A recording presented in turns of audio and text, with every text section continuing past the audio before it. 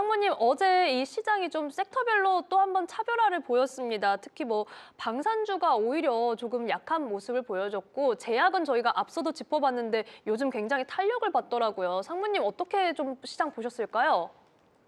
예, 어제 같은 경우에는 항생 지수는 0.6% 하락했거든요. 우선 장중 저점 근처에서 마감을 했는데 아무래도 전승절 국가 군사 퍼레이드에 대한 기대감 때문에 뭐 특별한 뉴스가 나오지 않아 가지고 오후장에서 전반적으로 차익 실현 압력이 강해졌다고 보고 있고요.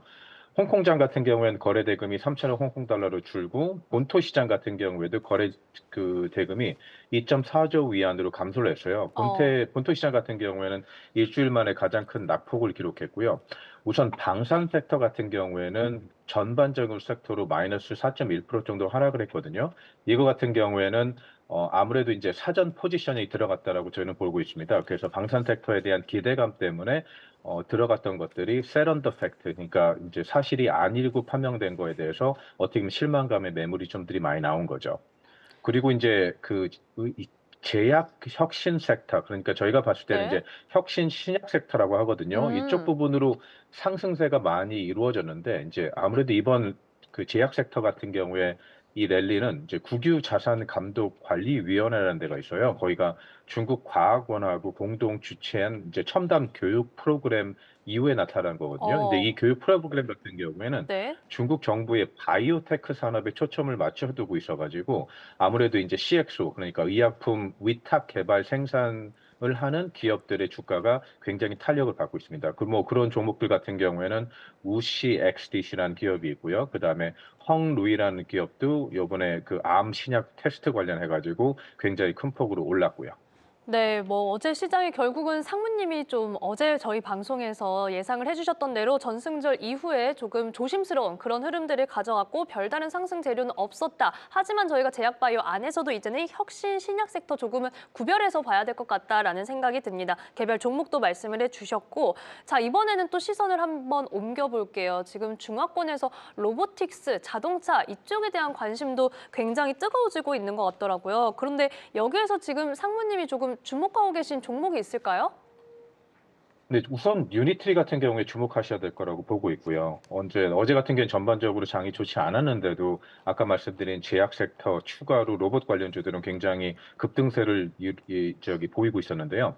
우선 유니트리 로보틱스 같은 경우에는 그 2025년 10월하고 12월 사이에 상장 신청 서류를 제출할 예정이라고 발표를 했는데요. 네. 이렇게 됐다는 얘기는 시청 서류를 제출하면 이제 아무래도 회사의 운영 데이터라든가 재무적인 데이터들이 공식적으로 공개될 거기 때문에 굉장히 좋은 소식이 나온다. 아니면 판매량이나 이런 것들에 대한 아니면 영업이익이라든가 이런 것들이 공개되면서 어떻게 보면 긍정적으로 보고 있고요. 또 따로 주목하셔야 될 만한 종목은 롱타이 일렉트리라는 종목이 있는데 이거 같은 경우에도 이제 이거는 테슬라 옵티머스에 대한 중국 쪽 납품 업체예요. 그래서 우선 뭐 소문에 의하면 중국 공급 업체인 롱타이가 테슬라한테 2026년 3분기까지 주당 최대 10,000대 생산을 목표로 그 납품을 제공한다라는 소문이 나왔었는데 사실 밤사이에 이게 아니라고 회사에서 부인을 했거든요. 다만 이렇다는 얘기는 뭐 아니 된 굴뚝에 연기 날까 이런 것처럼 시장의 소문이나 이런 것들을 봐서 로봇 섹터로 중국에 있는 로봇 업체들이 다른 국가의 이제 대기업들한테 이제 공급을 해줄 수 있는 능력까지 생겼다라는 것도 그래서 전반적으로 로봇 섹터 관련 종목들이나 아니면 ETF 관련해서 굉장히 추가 상승 여력이 높다라고 저는 보고 있습니다. 네, 어제에 이어서 유니트리에 대한 이야기 다시 한번 해주셨는데 정말 상장 전에도 관심이 뜨거운 상황이고요. 롱타이 일렉트릭이라는 종목 말씀해 주셨습니다. 지금 제 화면으로 주가 흐름 잠깐 살펴보시면 어제 시장에서 4%대의 탄력을 받았던 롱타이 일렉트릭에 대한 언급까지 함께 해주셨으니까요. 저희가 이 부분도 앞으로 이 종목의 주가 추이도 계속해서 체크해 보겠습니다. 어제 시장에서 4%대 상승 흐름 보여줬습니다. 자, 그렇다면 상무님, 이제는 또 오늘의 개장을 대비를 해야 되는데 지금 중화권 증시 안에서 이렇게 종목별로, 섹터별로 차이가 좀 나타나고 있는 만큼 조금 방어적으로 전략을 짜야 되나 이런 생각도 들거든요. 상무님의 전략 좀 어떻게 보고 계실까요? 저도 그렇게 보고 있고요. 우선 음, 시장에서 안 좋은 뉴스들이 두 개가 나왔는데 하나 같은 경우에는 중국 내부에서 나온 뉴스인데 이제 어제 전승일 국가 그 퍼레이드가 끝난 이후에 혹시 들어보셨는지 모르겠지만 국가대표팀이라고 대변되는 이제 중앙회진투자공사가 있거든요. 근데 이거 같은 경우에 중국 주식이 안 좋았을 때 계속 주식을 받쳐주고 있는 어떻게 보면 국부 펀드의 형태로 들어왔었는데 시장에서 나오는 소문들은 지금 들어간 시점이 20% 정도 전에 들어갔으니까 20% 정도 차익을 실현해서 보유 주식을 매도할 수 있다라는 소문이 시장에 돌고 있었어요. 물론 이제 이 시장 소문이 사실이 아니라고 판명되긴 했었는데 우선 이런 것들에 대한 투자자들의 우려가 있고 또 이제 어제 또 나온 소식 같은 경우에는 중국 규제 당국이 시장을 보호하기 위해서 어제 매도세를 좀 억제했다는 얘기가 나오고 있어서 오늘 같은 경우에는 이제 추가적인 하락 압력이 있을 거라고 보고 있습니다.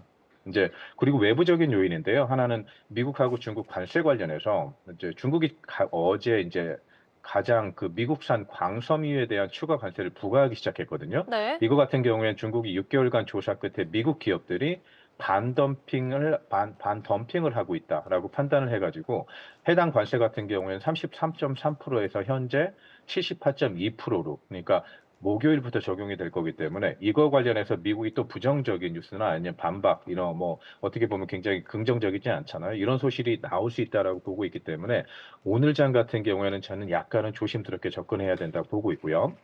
다만 섹터별로 접근을 하자면은 어제 연대 전승절 퍼레이드에 그 테크 관련 기업들의 CEO들을 굉장히 대거 참석했어요. 그래서 음. 센스타임의 회장이라든가 아니면 포스패러디엄 회장이라든가 아니면 다이윈 회장도 나왔고요. 그래서 이런 것들을 보고 중국 정부가 향후 테크 기업에 대한 관심도가 굉장히 크다라는 걸 어떻게 보면 저희가 판단할 수가 있죠. 그래서 테크 관련주, 로보테크주 같은 경우에는 아직 선택적으로 접근해야 된다고 보고 있고요.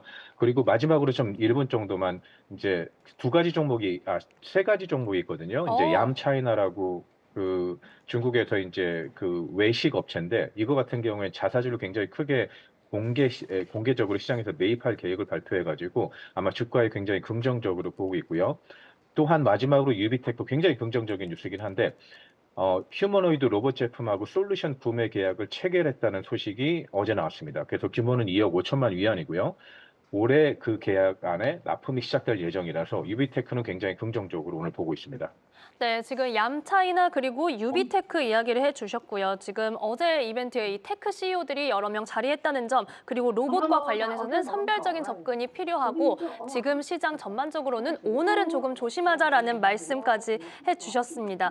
자, 상무님 이제 마지막으로 저희 실소피에도 여러 가지 중화권 증시에 접근할 수 있는 ETF 상품들도 있잖아요. 지금 시장에서 이런 관련 섹터별로 좀 ETF 상품으로 접근해봐도 괜찮을까요?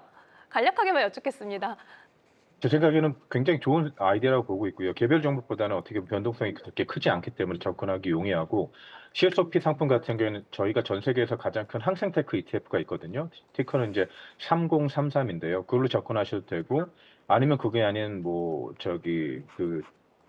반도체 쪽으로 좀 접근하고 싶다. 그렇게 되면 음. 거기에 있는 이제 3109라고 스타 50 지수를 저희가 추정하는 ETF가 있어요. 그것도 굉장히 유효한 전략이라고 보고 있고요. 네, 아무래도 시장의 변동성에 대응하기 위해서 우리가 ETF, 항생테크 ETF 그리고 스타50도 얘기를 해주셨으니까요. 특히나 자국 내 반도체 밸류체인을 강화하고 있는 만큼 관심 가져보도록 하겠습니다.